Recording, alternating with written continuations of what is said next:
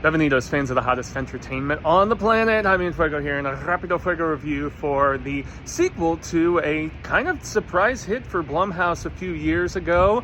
It was another PG-13 horror entry, but you know, this one honestly amused me, and I had a fair amount of fun with the original M3GAN, and now we have M3GAN 2.0. Yeah, man.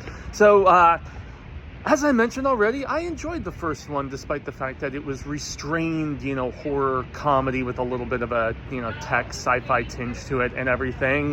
You know, I appreciated the fact that they, you know, threw out that unrated cut that amped up the violence just the teensiest bit. I still don't even necessarily know if it was originally supposed to be R-rated like some people have speculated, but this one most definitely leans into the PG-13 because of the fact that it steps away pretty significantly from the horror. It is very much doing the Terminator 2 versus Terminator 1 thing. I think everybody has talked about that to near death at this particular point. I just, as I've said a few times before in some of these reviews in my, you know, time doing criticism of film, it's like, when does paying homage and deriving inspiration really become just ripping something off? Where is that fine line? I don't necessarily know, because this takes a shit ton of cues from Cameron's first two films. But then again, it also, with the fact that we have this villainous, you know, like female robot of sorts named Amelia, who is doing her best T3 Rise of the Machines take.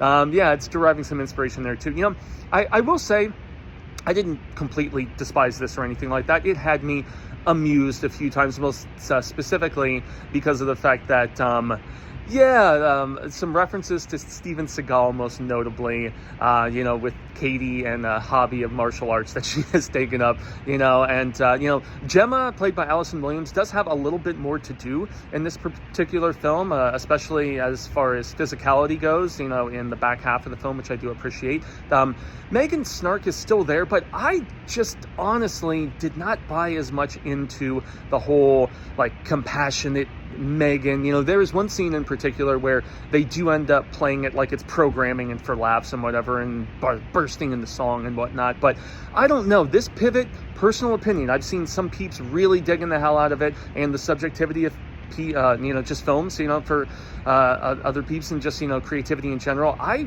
wasn't as into this particular pivot. I liked M3GAN. I was more amused with her evil, you know, kind of snark and whatever in the first one in comparison with this.